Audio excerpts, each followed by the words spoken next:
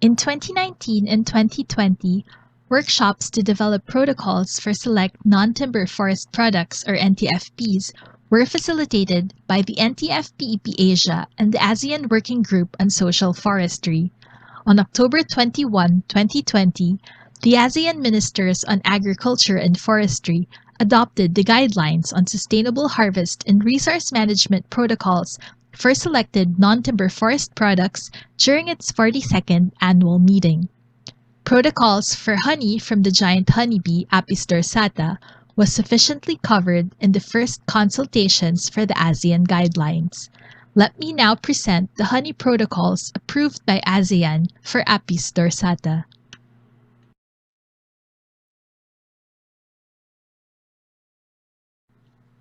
The following thumb rules for honey in traditional forest communities were adopted in the ASEAN Guidelines. Define colony or area ownership.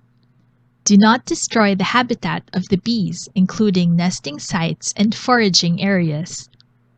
Ensure that colonies are a certain distance away from chemical-intensive farming activity or sources of pollutants such as haze. Use appropriate sustainable harvesting tools and methods. Harvest only mature colonies for honey. Harvest only the honey part of the comb, leaving the brood intact. Brood collection is only for community consumption and not for sale. The brood is very nutritious and is a traditional food source for some indigenous groups.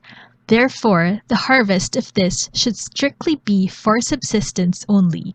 To ensure sustainability, a percentage of broods should always be left behind. Harvest honey only on dry days so as to reduce water content. Do not harm the bees while collecting honey from the hive. Cut honeycombs and drain the harvested honey. Never squeeze the combs.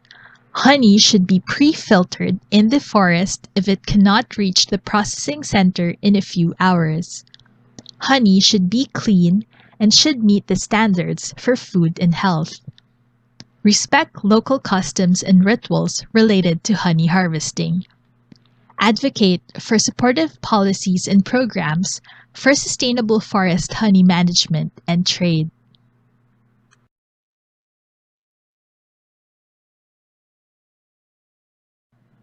Socio-ecological indicators to ensure the sustainability and quality of forest honey. In terms of ecological indicators, the forest has an abundance of nesting trees and nectar sources. There is a stable or increasing number of colonies in a particular area. Sacred sites are secured. There is regular flowering of pollen and nectar sources. Occurrence of pollination. Climate patterns such as rainfall and humidity are stable. In terms of harvest, only mature colonies are harvested. Wide, thick, and visible comb, capped or sealed honey. Only the honey part is removed from the comb. Harvesting is done on dry days. Appropriate harvesting methods, tools, and equipment are used.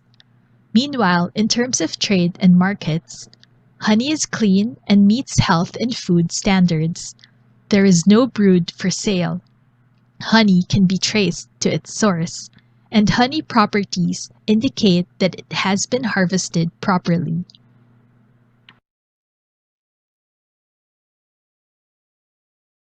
In terms of institutions, local or traditional organizations are engaged in collective trade. There is an effective community institution that manages honey resources. Community discussions are done during honey collecting season. Social networks or partnerships exist between harvesters and other actors in the value chain. Meanwhile, for policies and regulations, policies for harvest and harvest areas exist. The ownership of colonies is defined. Harvesters have permits or licenses to harvest and transport honey. Policies for protecting the forest exist. There are enabling local, national, and international policies for Asian honeybees in such areas such as taxes, partnerships, and honey standards. Local, national, and international platforms, such as trade certification bodies, advocate for favorable policies.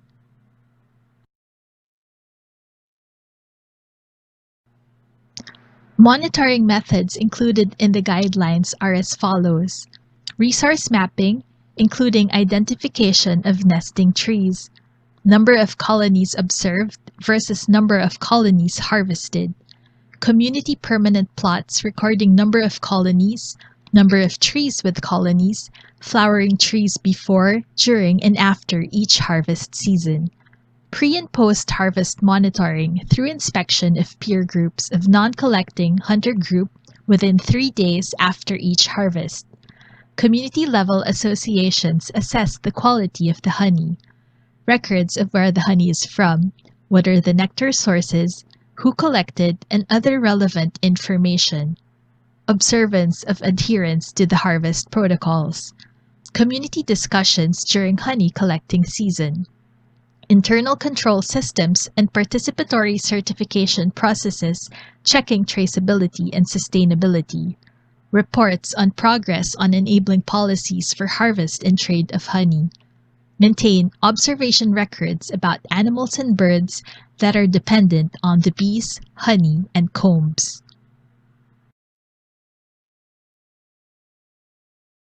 Finally, for climate adaptation, monitor if climate-related factors, such as warmer temperature and stronger typhoons, affect the flowering patterns of nectar sources and the migration and foraging patterns of the bees.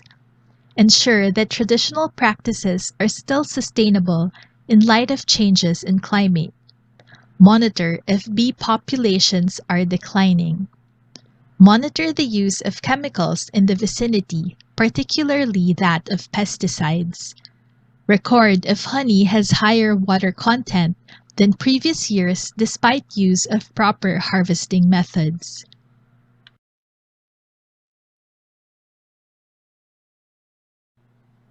The following recommendations were put forward in the guidelines.